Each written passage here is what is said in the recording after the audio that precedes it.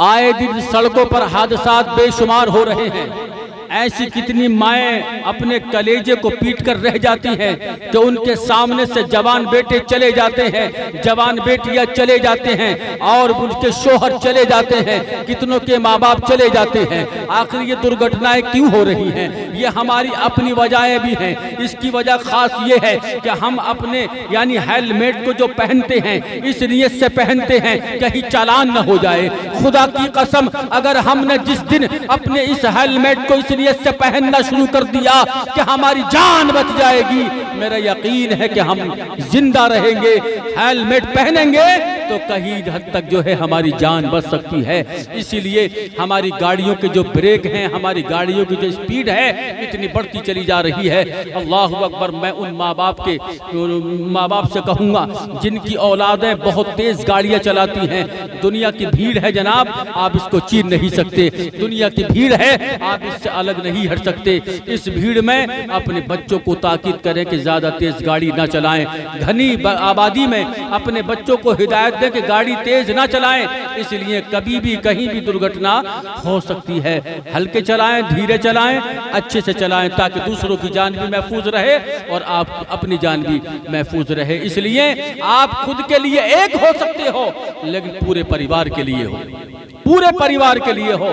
آپ کی خوشی پریوار کی خوشی ہے، آپ کا زندہ رہنا پریوار کا زندہ رہنا ہے، آپ کا کمانا پورے پریوار کا کھانا ہے۔ اس لیے آپ سلامت رہیے۔ کمانے جاتے ہیں اپنے بچوں کے لیے جاتے ہیں، اور میں چلانے والوں سے بھی گزارش کروں گا اگر ایک جان تم سے بچ سکتی ہے تو بچا لیجئے۔ آپ لاپرواہی کی بنیاد پر گاڑیوں کو نہ چلائیں بلکہ آپ ایک جان کو بھی خدا کی نعمت سمجھیے۔ اللہ کا جو ہے بندہ جب ہوتا ہے نا، وہ جب پل کے بڑا ہوتا ہے، 20 سال کا ہوتا ہے، 25 سال کا ہوتا ہے، 30 سال کا ہوتا ہے، کتنی محنت ہوتی ہے، کتنا ماں باپ کا اس میں حق ہوتا ہے، کتنی قربانیاں ہوتی ہیں، اور آپ ذرا سی دیر میں اس کو پٹ جیسی مار کے چلے جاتے ہیں۔ ارے یہ آپ دنیا کے لیے بھی گناہگار ہیں اور آخرت کے لیے بھی گناہگار ہیں۔ میں یہ عرض کرنا چاہتا ہوں اپنی گاڑیوں کو کنٹرول سے باہر نہ چلائیں بلکہ اس کو اندر چلائیں، لیمٹ میں چلائیں اور جان کو بچانے کی کوشش کریں، خود بھی بچائیں۔ میرا آقا فرماتے ہیں اپنی جان کی حفاظت کرنا تمہارے لیے فرض ہے، اور جب تم فرض کو ادا کرتے ہو تو اللہ تمہارے اوپر بال باقا نہیں دے سکتا۔ اس لیے میں عرض کرنا چاہتا ہوں گاڑیاں چلانے والوں سے ہوشیار رہو، خبردار رہو اور اپنے آپ کو بچا کر چلو۔ ہو سکتا ہے دوسرا نشے میں آ رہا ہو، شراب پی کر آ رہا ہو یا دیگر نشے میں آ رہا ہو، گھر سے جھگڑا کر کے آ رہا ہو، اگر آپ گاڑی اچھے سے چلائیں گے اور سامنے نظر رکھیں گے تو میرا یقین ہے آپ کچھ حد تک بچ سکتے ہیں۔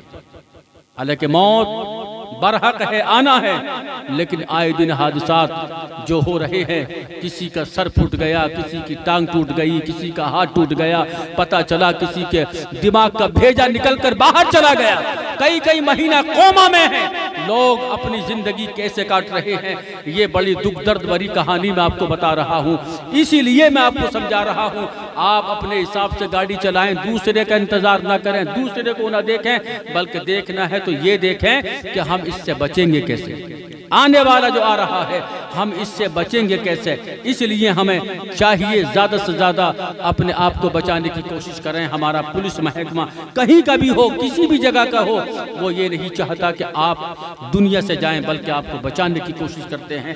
آپ کو پکڑ کر بنا ہیلمیٹ میں ہے تو آپ کو پکڑ کر چالان کی سزا میں، چالان کی شکل میں آپ کو سزا دیتے ہیں۔ ارے جب تک زندہ ہو چالان کٹواتے رہو، بعد مرنے کے چالان کون کاٹے گا تمہارا؟